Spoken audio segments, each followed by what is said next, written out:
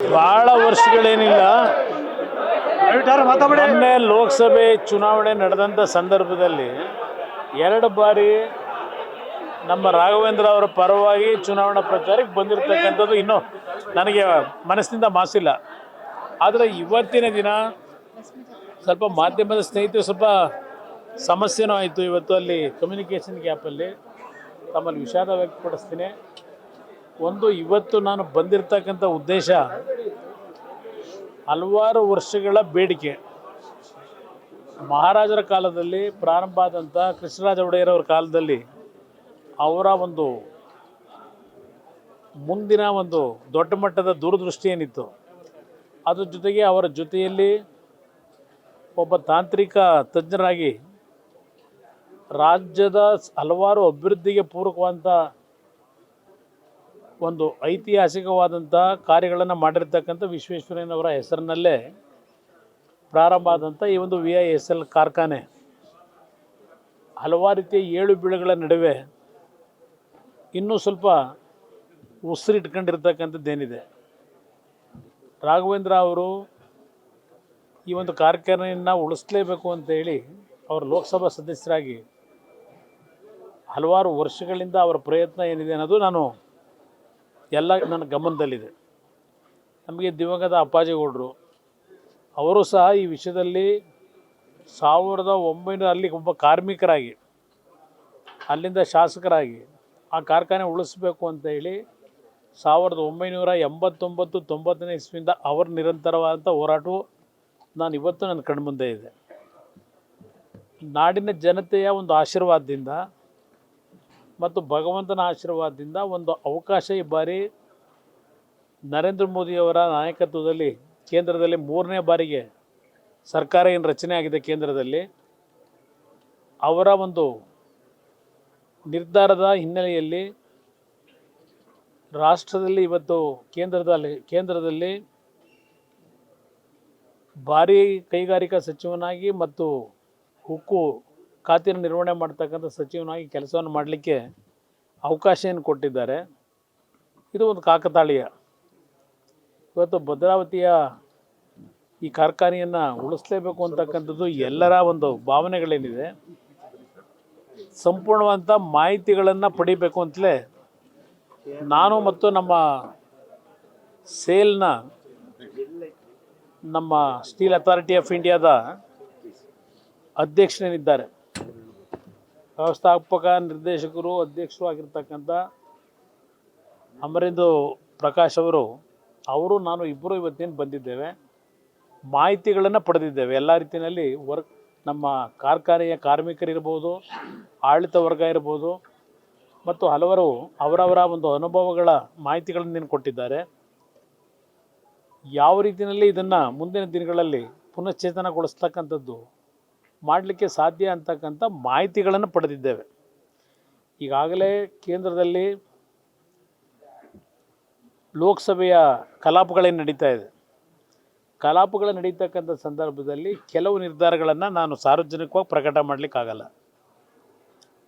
ಅದ್ರ ಜೊತೆಗೆ ನಾನು ಈ ಇಲಾಖೆಯ ಅಧಿಕಾರವನ್ನು ವಹಿಸ್ಕೊಂಡಾಗ ನಮ್ಮ ರಾಜ್ಯದವರೇ ರಾಜ್ಯಸಭಾ ಸದಸ್ಯರು, ನಮ್ಮ ಕಾಂಗ್ರೆಸ್ನ ಹಿರಿಯ ಸದಸ್ಯರು ಜಯರಾಮ್ ರಮೇಶ್ ಅವರು 5 ಪ್ರಶ್ನೆಗಳನ್ನು 5 ಕಾರ್ಖಾನೆಗಳ ವಿಷಯದಲ್ಲಿ ನನ್ನ ಮುಂದೆ ಇಟ್ಟಿದ್ದರು. ಆ ಹಿನ್ನೆಲೆಯಲ್ಲಿ ಇವತ್ತು ನಾನು ಈ ಮಾಹಿತಿಗಳನ್ನು ಪಡೀಲಿಕ್ಕೇನು ಬಂದಿದ್ದೇನೆ ಶಿವಮೊಗ್ಗಕ್ಕೆ, ಭದ್ರಾವತಿಗೆ. ಮುಂದಿನ ದಿನಗಳಲ್ಲಿ ಇದರ ಕಾರ್ಖಾನೆಯ ವಿಷಯದಲ್ಲಿ ಏನು ತೀರ್ಮಾನಗಳಾಗ್ಬೋದು ಅಂತಕ್ಕಂಥದ್ದನ್ನು ಎಲ್ಲ ರೀತಿ ಸಾಧಕ ಬಾಧಕಗಳು, ಇಲ್ಲಿಯ ಕಾರ್ಮಿಕರ ಬದುಕುಗಳೇನಿದೆ ಆ ಬದುಕಿರ್ಬೋದು, ಆ ಕಾರ್ಖಾನೆ ವಿಶ್ವೇಶ್ವರಯ್ಯನವರ ಹೆಸರಿನಲ್ಲಿರ್ತಕ್ಕಂಥ ಕಾರ್ಖಾನೆಯನ್ನು ಉಳಿಸ್ತಕ್ಕಂಥ ನಿಟ್ಟಲ್ಲಿ ಏನು ಮಾಡ್ಬೋದು ಅಂತಕ್ಕಂಥದ್ದಕ್ಕೆ ಈಗಾಗಲೇ ಸ್ವಲ್ಪ ಮಾಹಿತಿಗಳೇನು ಪಡ್ಕೊಂಡಿದ್ದೇನೆ. ಸದ್ಯದಲ್ಲೇ ಅದರ ಬಗ್ಗೆ ತೀರ್ಮಾನಗಳನ್ನು ಮಾಡ್ತೀನಿ.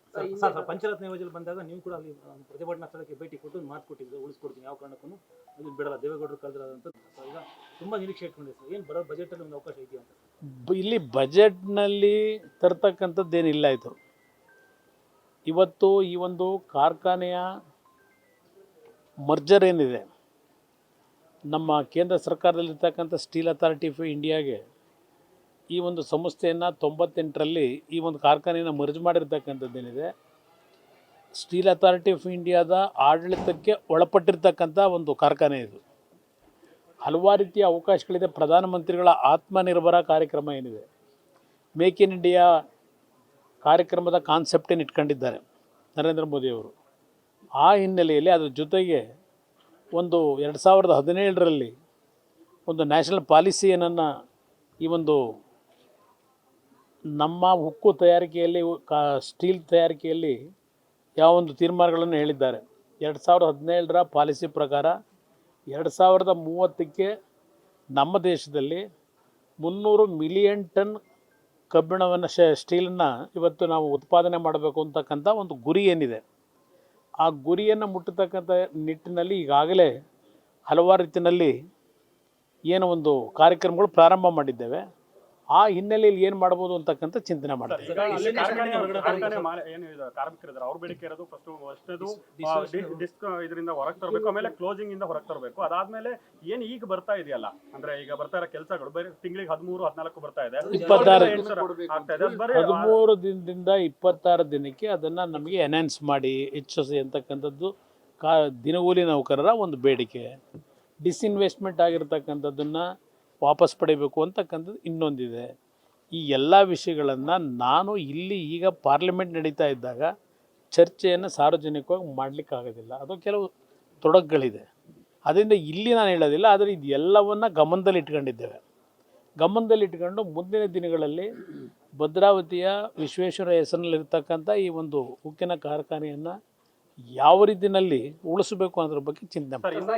ಈಗ ಹೊಸದಾಗಿ ಹುಡ್ತಾ ಇರೋದು ಅಲ್ಲಿ ಮನೆಗಳು, ಅಂದ್ರೆ ಏನ್ ಬಾಡಿಗೆ ಆ ಮನೆಗಳೆಲ್ಲ ಖಾಲಿ ಇದಾವೆ, ಅದನ್ನ ಕ್ವಾರ್ಟರ್ಸ್ಗಳನ್ನ ನಮಗೆ ಕೊಡಿ ಅನ್ನೋದು ಒಂದು ಬೇಡಿಕೆ ಕೂಡ ಈಗ ನೋಡಿ, ಒಬ್ಬೊಬ್ಬರದು ಒಂದೊಂದು ಬೇಡಿಕೆಗಳಿದೆ.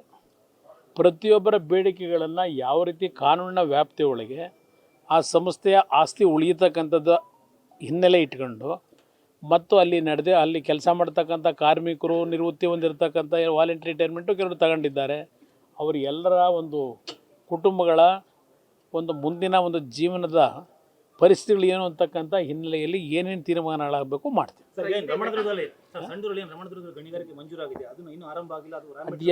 ಅದೆಲ್ಲ ಒಂದು ಪ್ರೋಸೆಸ್ ಪ್ರಾರಂಭ ಮಾಡ್ತಾ ಇದ್ದೀವಿ. ಇವತ್ತು ಅದಕ್ಕೊಂದು ಹೆಜ್ಜೆ ಇಟ್ಟಿದ್ದೇವೆ, ಮೊದಲನೇ ಹೆಜ್ಜೆ ಇಟ್ಟಿದ್ದೇವೆ.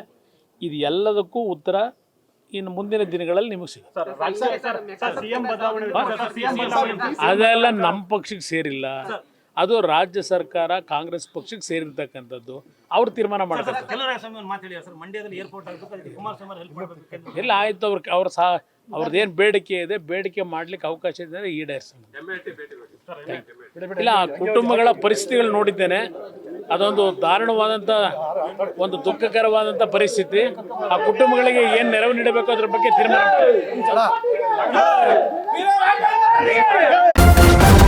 ನ್ಯೂಸ್ ಫಸ್ಟ್, ನಿರ್ಭೀತಿಯಿಂದ ನಿಮ್ಮ ಪರವಾಗಿ.